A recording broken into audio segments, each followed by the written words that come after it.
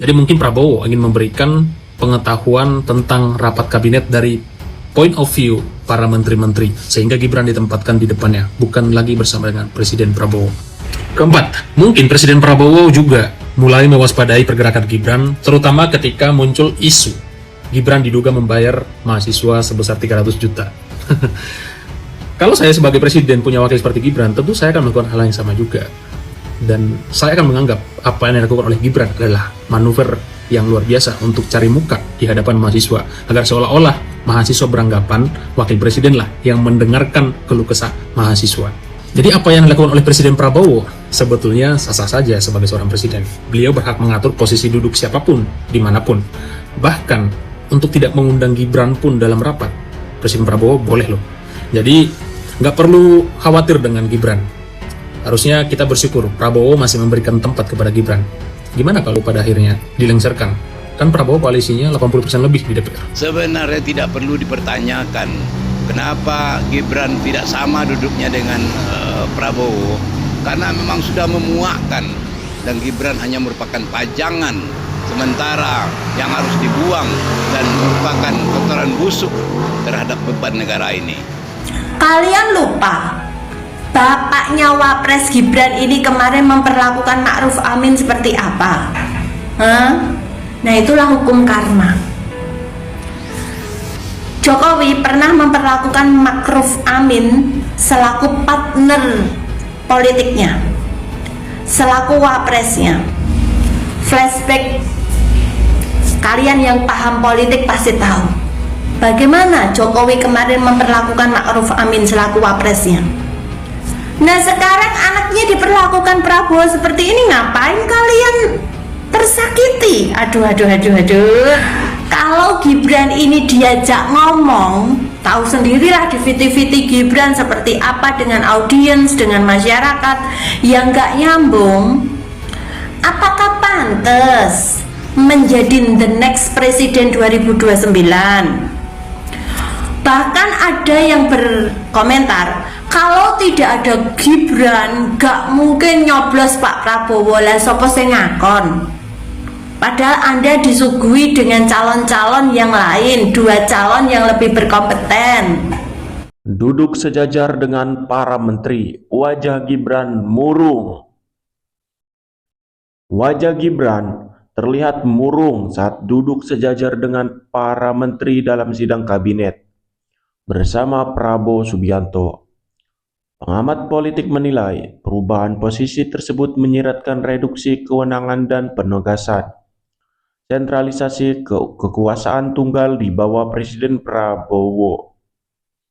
Saya lihat itu bukan sekedar perubahan teknis protokol rapat, tapi ada alasan politik kuat tentang hierarki kekuasaan di istana. Ucap aktivis Forum Sipil Bersuara Hamdi Putra.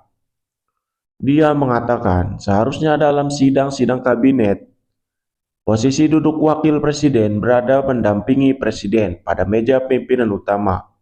Namun faktanya, Gibran justru duduk sejajar dengan para menteri. Ada simbol politik bahwa bobot kekuasaan Wapres Gibran tereduksi. Nah, kontroversi mengenai posisi duduk wakil presiden Gibran muncul setelah sidang kabinet paripurna di Istana Negara pada pada 2026, 20 Juli. Dalam sidang tersebut, Gibran tidak duduk berdampingan dengan Presiden Prabowo seperti biasanya, melainkan berada di barisan yang sama dengan para menteri koordinator. Foto dan video dari sidang itu kemudian ramai diperbincangkan di media sosial dan memunculkan berbagai spekulasi.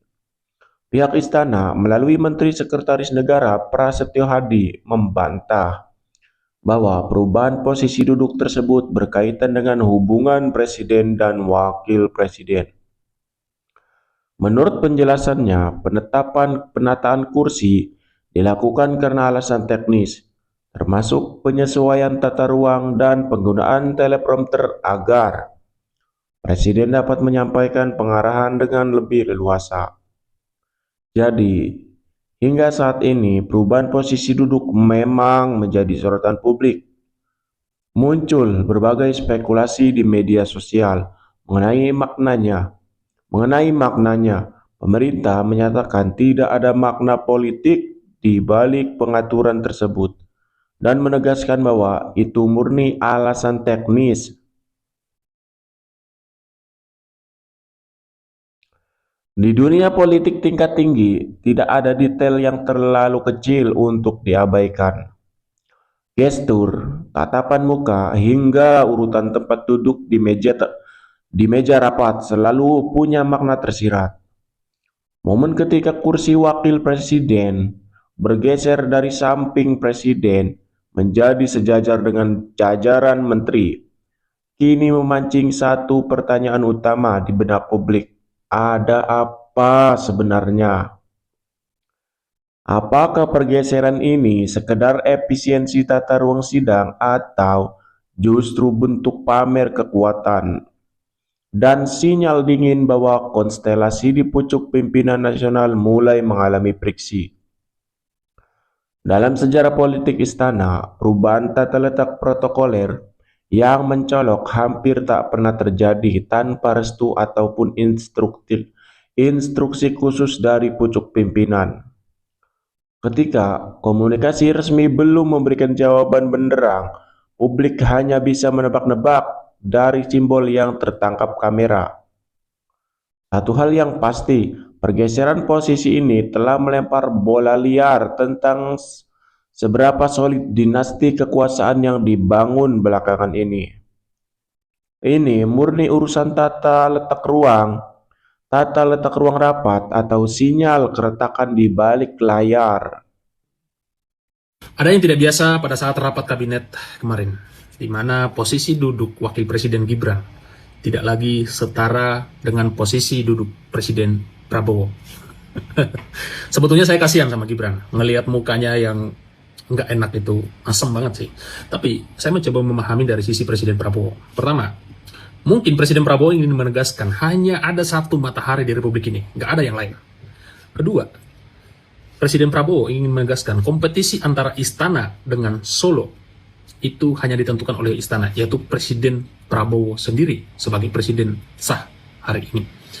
Ketiga, mungkin Presiden Prabowo ingin memberikan pelajaran suasana rapat kabinet yang baru kepada seorang Gibran yang lebih sebetulnya ketika rapat peranannya nggak ada, diam, pelangap-pelongo, mendengarkan, habis itu pulang, jabat tangan dengan menteri-menteri mengikuti Presiden Prabowo di belakang. Jadi mungkin Prabowo ingin memberikan pengetahuan tentang rapat kabinet dari point of view para menteri-menteri, sehingga Gibran ditempatkan di depannya, bukan lagi bersama dengan Presiden Prabowo. Keempat, mungkin Presiden Prabowo juga mulai mewaspadai pergerakan Gibran, terutama ketika muncul isu Gibran diduga membayar mahasiswa sebesar 300 juta. Kalau saya sebagai presiden punya wakil seperti Gibran, tentu saya akan melakukan hal yang sama juga. Dan saya akan menganggap apa yang dilakukan oleh Gibran adalah manuver yang luar biasa untuk cari muka di hadapan mahasiswa, agar seolah-olah mahasiswa beranggapan wakil presiden lah yang mendengarkan keluh kesah mahasiswa. Jadi apa yang dilakukan oleh Presiden Prabowo sebetulnya sah-sah saja sebagai seorang presiden. Beliau berhak mengatur posisi duduk siapapun, dimanapun. Bahkan untuk tidak mengundang Gibran pun dalam rapat, Presiden Prabowo boleh loh. Jadi nggak perlu khawatir dengan Gibran. Harusnya kita bersyukur Prabowo masih memberikan tempat kepada Gibran. Gimana kalau pada akhirnya dilengsarkan? Kan Prabowo koalisinya 80% lebih di DPR. Tahu dong yang lagi viral saat rapat kemarin, bahwasanya anak Jokowi, Gibran selaku wakil presiden itu tempat duduknya tidak di samping Presiden Prabowo. Terus para pendukungnya, buzzernya mati-matian ngebela Gibran, sabar, the next presiden 2029. Pertanyaan saya cuman simple, di 2024 sampai 2029 nanti prestasi Gibran sebagai wakil presiden untuk Indonesia apa? Saya mau tanya, ada perkembangan yang signifikan nggak untuk kemajuan semua sektor yang ada di Indonesia? Terus dengan lulusan luar negeri, Sydney, Australia, dan juga Singapura atau yang lainnya, dengan gelar ya kemarin bestseller ya, campur telur. Kalau Gibran ini diajak ngomong, tahu sendirilah di VT-VT Gibran seperti apa dengan audiens, dengan masyarakat yang gak nyambung. Apakah pantas menjadi the next presiden 2029? Bahkan ada yang berkomentar, kalau tidak ada Gibran gak mungkin nyoblos Pak Prabowo, lah sopo sing ngakon. Padahal Anda disuguhi dengan calon-calon yang lain, 2 calon yang lebih berkompeten. Saya ambil tengah